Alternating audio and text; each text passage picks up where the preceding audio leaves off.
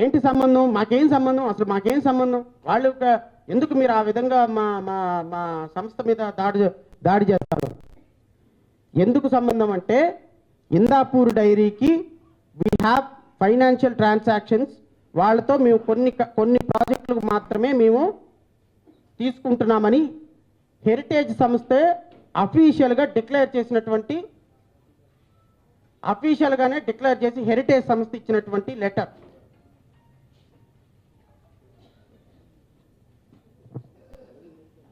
ఎందుకంటే మనం ఈ విషయాలన్నీ కూడా రాష్ట్ర ప్రజలకి మన ప్రెస్ మీట్ల ద్వారా తెలియజేస్తున్నాం. కానీ ఈరోజు సామూహికంగా మనం అందరం నిరసన దీక్ష తెలియజేసేటప్పుడు ఖచ్చితంగా ఈ ఇందాపూర్ డైరీకి హెరిటేజ్ సంస్థకు ఉన్నటువంటి లింకులు ఏంటి అనే విషయంలో పూర్తిగా రాష్ట్ర ప్రజలకు ఒక అవగాహన కావాలి. వీళ్ళు ఏదైతే హెరిటేజ్ సంస్థ ఖండిస్తూ ఇచ్చిందో ఈ హెరిటేజ్ సంస్థ ఇచ్చినటువంటి ఖండనలో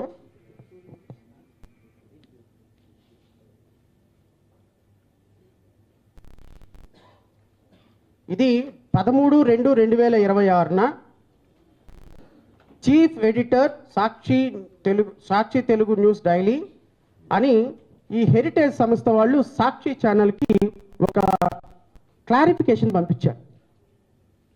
ఏది, మీరు ఇందాపూర్ డైరీకి మాకు సంబంధాలు ఉన్నాయని చెప్తున్నారు, ఈ సంబంధాల విషయంలో మాకు లేదు అని. ఈ సాక్షి ఛానల్లో ఇచ్చినటువంటి అంశాలు ఏంటి అంటే వాళ్ళు చెప్పింది, we have only contact manufacturing arrangement for paneer, cheese, SMP and UHT milk as a buyer of these products from them.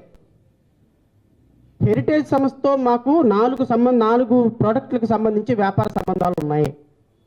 4 సంబంధాలు ఉంటాయంటే 40 సంబంధాలు ఉంటాయంటే హెరిటేజ్ సంస్థతో మీకు సంబంధాలు ఉన్నాయి. హెరిటేజ్ సంస్థ ఇందాపూర్ డైరీ 2 కలిపి మ్యానుఫ్యాక్చరింగ్ చేసేదే నెయ్యి. తిరుమల విషయంలో, లడ్డూ విషయంలో ఈరోజు తిరుమల వెంకటేశ్వర స్వామి ప్రసాదాన్ని కల్తీ అయిందని చెప్పి తద్వారా ఈరోజు ఇందాపూర్ డైరీకి ఈ ప్రాజెక్టుని ఇప్పించుకునేటువంటి ప్రయత్నం చేసిన ముఖ్యమంత్రి చంద్రబాబు నాయుడు, దీన్ని ఇండైరెక్ట్గా ప్రోత్సహించినటువంటి క్యాబినెట్ ఉప ముఖ్యమంత్రి, దీన్ని లబ్ధిదారులుగా ఉన్నటువంటి నారా భువనేశ్వరి గారు, వీళ్ళందరూ కూడా వెంకటేశ్వర స్వామికి క్షమాపణ చెప్పి తీరాలి. రాష్ట్ర ప్రజలకు కూడా ఇంత దారుణాలు చేసినందుకు క్షమాపణ చెప్పి తీరాలి. ఈ లడ్డూ విషయంలో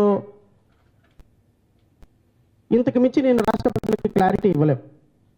కానీ ఈరోజు వ్యాపారాలు చేసుకుంటూ 100 కోట్ల రూపాయలు సంపాదించుకుంటూ ఈరోజు రాష్ట్రంలో అధికారం సంపాదించుకున్న తర్వాత ఈరోజు రాష్ట్ర ప్రజలని, రాష్ట్ర సమస్యలని గాలికి వదిలేసి ఈరోజు మీరు రాజకీయాలు చేసుకుంటా ప్రజలను కన్ఫ్యూజన్ స్టేట్ ఆఫ్ మైండ్లోకి తీసుకెళ్ళటం అనేది అది కరెక్ట్ రాజకీయం కాదు. దీన్ని ఒక రాజకీయ పార్టీగా మనం ఖచ్చితంగా ఖండించాలి. ఎందుకు అంటే అధికారాన్ని కోరుకునేటువంటి మనలాంటి రాజకీయ పార్టీకి ప్రతి సమస్య, ప్రజలతో ముడిపడిన ప్రతి విశ్వాసం కూడా అత్యున్నతమైనది. సో ఈ అంశాల మీద మన రాష్ట్ర పార్టీ ఉపాధ్యక్షులు దాడిశెట్టి వీరబాబు గారు కూడా ఒక పోలీస్ కంప్లైంట్ ఇచ్చారు. సిబిఐకి హ్యాండ్ ఓవర్ చేయండి, అసలు ఇందాపూర్ లడ్డూకి వీళ్ళకి ఉన్నటువంటి సంబంధాలు ఏంటి, ఏ విధంగా దీని మీద ఇన్వెస్టిగేషన్ చేయాలి. సో ఇందాపూర్ డైరీ అండ్ ఈ హెరిటేజ్ సంస్థలకు మధ్య జరిగినటువంటి ఒప్పందాల మీద కూడా ఇన్వెస్టిగేషన్ చేయాలి.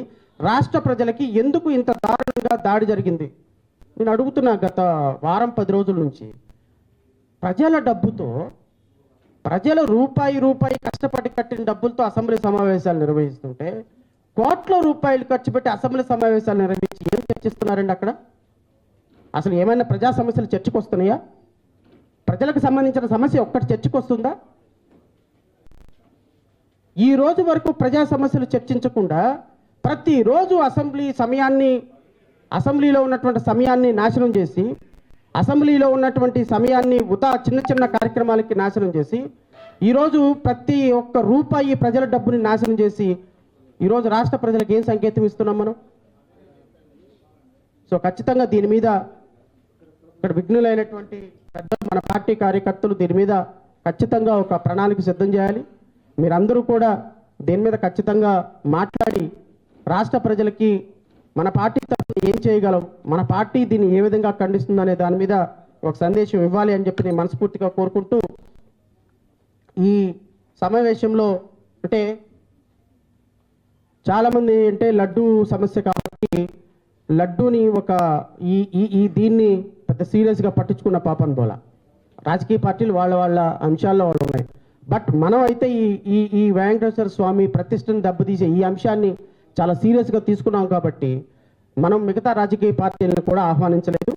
ఎందుకు ఆహ్వానించలేదంటే ఇది మన పార్టీ ప్రజలకి ఒక మంచి సందేశం ఇవ్వాలి అంటే మిగతా రాజకీయ పార్టీలన్నీ కూటమిలోనే ఉండిపోయినాయి.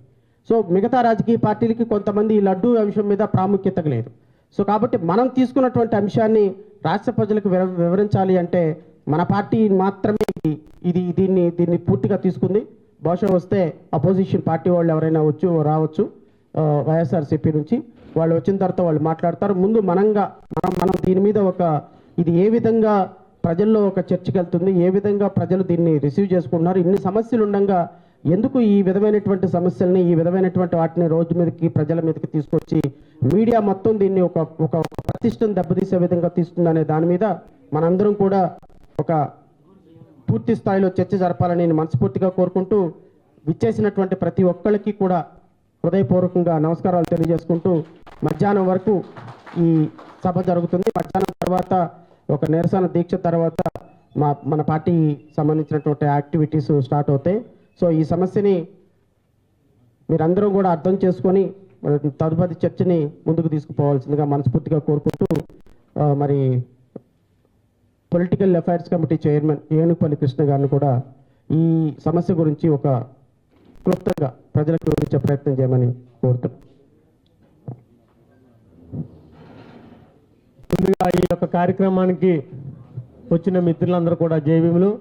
అలాగే మరి అన్ని మతాలని గౌరవించే వ్యక్తులుగా ఈ రాజకీయ పార్టీలు ఉన్న కార్యకర్తలకి, నాయకులకి, ఈ రాష్ట్ర ప్రజలకి అందరూ కూడా గోవిందనామం సర్వం చూపిస్తూ అందరూ కూడా గోవిందా గోవిందా చెప్పండి.